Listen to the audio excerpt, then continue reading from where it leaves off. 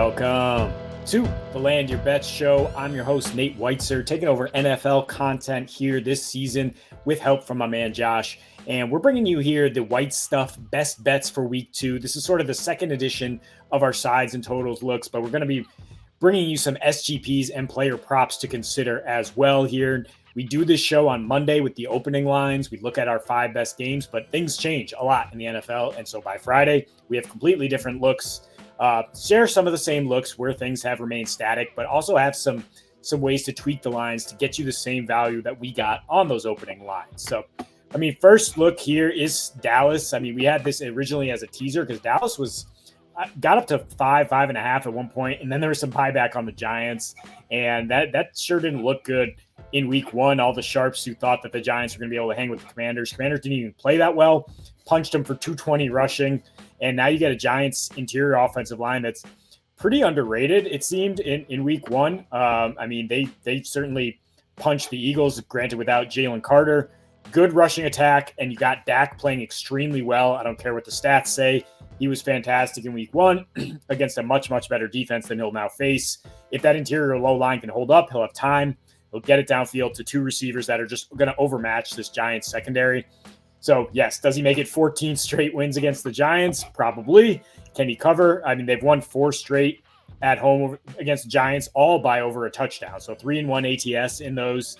But certainly we're talking 7 points or more when we have a 4.5 spread here. And Dak has shredded them regardless where they played, shredded this Giants secondary in his last 2. You see the stats there. So if you do want a little more juice here, I think you go with the CeeDee Lamb SGP. He's definitely motivated to avenge the drops that cost them that game against the Eagles. Very unlike him.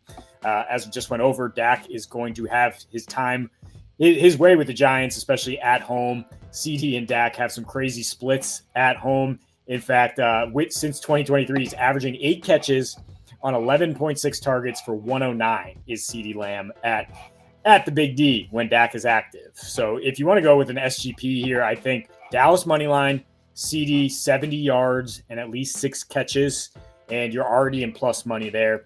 Can definitely tweak it. His core prop is 76.5, I believe, and definitely would play the over there. Playable up to 80 for sure there. So, because, Giants have no answers for CeeDee, and he's going to be pissed. And look, frankly, even though Dallas ran the ball well in week 1, they're not going to be a running team. So, and on the other side of the ball, Russell Wilson, terrible under pressure in week 1, even with a removed pass rush now without Micah Parsons. The Cowboys should be able to fluster him and then get even more possession on the other side.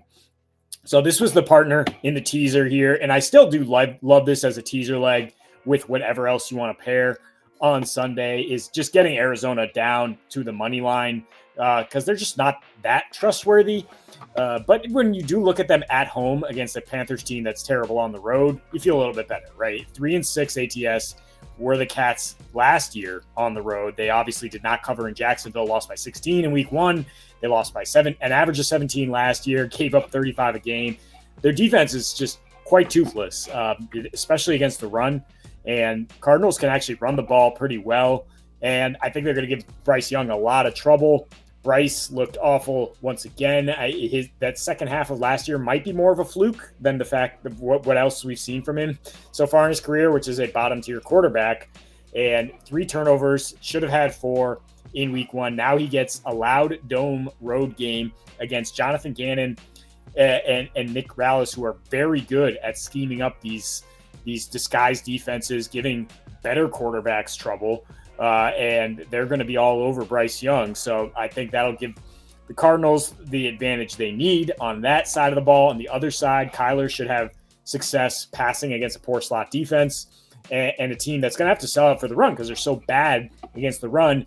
And then you get, Trey McBride on play action. You get other guys that really that's the bread and butter for Kyler, is getting those interior passes and not going down the sideline because he doesn't have the same vision. So I do like Trey Benson here, given the game script we've kind of painted. Like, if this is a second half blowout, you got to like his odds of getting 33.5 yards is the rushing prop here. He went for 69 on eight carries last week. He earned 33% of the snaps. He's going to continue to earn them if his efficiency is better than that of James Conner, who only got 39 on his 12 carries. I mean, league high 14 yards created per those touches, Trey Benson. So he is next. Definitely something to bookmark. And I think just get ahead of it. Like, let's just take the Cards here let's take the Cards to win, and you can parlay with a little Benson action, a little Conner action, because the Panthers are probably going to get trucked on the ground here.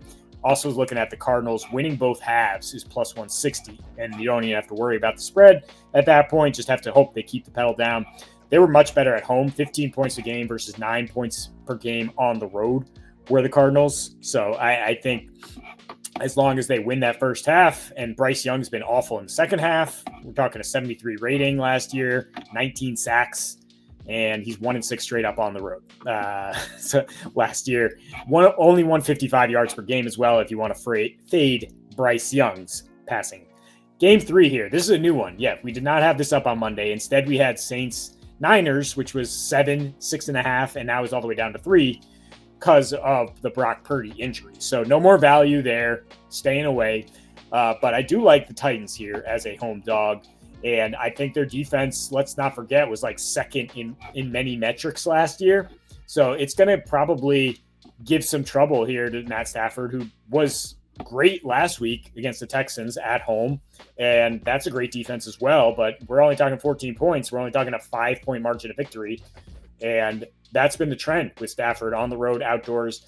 I mean, later in the season, it gets way, way worse as soon as the weather gets colder. And you can kind of see this trend last year. This is his last 4 road games in the regular season. If you added the Eagles game in the snow, of course, that was bad.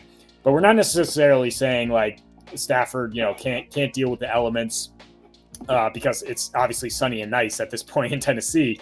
It's just the fact that when they're on the road, the points are going to go down. His QBR is going to go down. If he's playing at all a capable defense, like these first 2 matchups, Patriots and Saints they were just trash defenses. And of course he shredded them. The Titans were 7th in EPA in week 1, obviously made Bo Nix look very, very bad. And Stafford's much smarter, but also much less mobile. You got to want to check on T'Vondre Sweat, who's their best defensive tackle for the Titans. You definitely want him to play for this to be a stronger lean, but Cam Ward should be able to keep them in it. Like, he ain't no joke. He was much better than his stats would indicate in week 1. And look, in the post-Will Levis era, which was one season last year, which is just a disaster, Titans worst against the spread in the league. They were 4-1-1 ATS as home dogs the year before. They were 3-1-1 against NFC teams. They, again, had a really good defense last year. They have a much better offensive line than Houston. Will not make that Rams defense look quite as good. So I think they keep this thing close enough that if you want to get a conservative SGP in here, this gets you plus money, is get the Titans over the hook. So you're buying 2 points, but all you're saying is they're going to cover because the Rams are not going over 24. And that's what we've seen. Again, the trend with Stafford, he does not score a ton on the road. The Rams did not score a ton in week 1. And once again, they get a tough defense here. So like that one. Sticking to my guns here on the Ravens. We got 1 point of line movement. It opened at 11.5, went up to 12.5. Enough people bought in on the Browns that we're back to 11.5. And it's still the first double-digit spread of the year. Still a big number. But we're talking about a pissed-off Ravens team, of course. So it sucks to be you, Browns. The Ravens are 8-1 ATS after a loss since 2023. The exception was week 2 last year, where they actually lost the heartbreaker against the Chiefs, then turned around. We're up by 10 in the last few minutes against Gardner Minshew, somehow forced overtime, somehow beat them. And I think they'll learn that lesson. I'm not saying like I've seen this movie before. I think it's going to happen again. How do I know they learned that lesson? Because in their next 3, Lamar Jackson just eviscerated people. They won by 15 a game. He had an 80% completion rate and averaged 250 yards, 12 total touchdowns, I believe, 10 passing in those. We're talking about old Joe Flacco against a defense with absolute elite speed and a coach that knows him very well in John Harbaugh. He had one meeting with Harbaugh when he was on the Jets 3 years ago, ended 24-9 for those Jets, and they went 2 for 14 on third down. The Browns are obviously just not good. They're 2-7 ATS on the road last year, and they were not very good in the division. So taking taking the Ravens in their home opener here. A little extra juice that it's like the 30-year anniversary or something, but I think it's really just the juice that they're pissed about losing the way they collapsed against the Bills when they had a 99% probability. Speaking of the Bills, though, this one, the value has went away quickly. I got Jets plus 7.5 before the Bills kicked off on Sunday on a look ahead. Then it was down to 7 pretty quickly. Then it was down below 6.5 because people were like, let's give the Jets a little more credit here for sure. And let's also look at the Bills in a bit of a letdown spot. They were home. They were in a big spot. They almost never lose at home. But on the road in the division, if this number is 7, they're 1-5 ATS their last 6. They have not covered in 3 straight at the Jets. And Allen in his career has an 85 passer rating against the Jets. Now we have a new identity with Aaron Glenn at the helm, which not only meant a much improved defense. The defense did not stand up against Aaron Rodgers, I guess. But I think there's definitely still potential here, at least in the front 7. Potential for them to pull it together at the back end. But they have a new offense and a new offensive philosophy that's going to be pound the rock no matter what, right? I mean, tagging the Steelers for 182, very impressive, 9th overall DVOA on offense, and they're going to stick with it with Breece Hall, and that's going to be good news against the Bills defense that was dead freaking last against the run, and that's an EPA. That's like schedule adjusted. That's not just the fact that they faced the Baltimore Ravens. So I think you stick with Breece here for some props. I like the rush attempts almost more than anything. It's still 13.5. His rush yards has climbed up to about 60, opened around 55. But I think the attempts is what you can bank on because of the philosophy Aaron Glenn has stated. Like, the Jets are going to run the ball as much as they can. He had, 19 carries in week 1. And Justin Fields is going to play off that rush. And like I said, the Bills are vulnerable on the ground. Breece Hall has crushed the Bills to the tune of 120 yards per game in his 2 home games against Buffalo. And he got the ball 52. He didn't play on as many snaps as last year, but he got the ball on 52% of his snaps against a base defense. So over half the time, Jets see a base defense. They're giving it to Breece. Even against a stacked front, when the Steelers were like, all right, we know they're just trying to run it down our throat, Breece averaged 9 yards per carry last week. So if you parlay Breece 50 yards rushing with the Jets at plus 7.5, you're back into the even money situation. You get that value back that I'm talking about that was there on the look ahead line. If you add, his rush attempts, 12 rush attempts along with 50 yards, or 14, which would be the core line, now you're looking at like plus 150 or better. And it's just a clear correlation where the Jets are going to have success on the ground to keep Josh Allen off the field, to keep this game close, to shorten it. They're not going to win another 40-point shootout, I think, with Josh Allen instead of Aaron Rodgers. Justin Fields is not going to show off his arm here. It's going to have to be a methodical, rush-based attack against a vulnerable rush defense. So those are our looks here for week 2, but it's the second edition of White Stuff here. Best bets, beating the closing lines is our goal here as we look over things at the end of the week.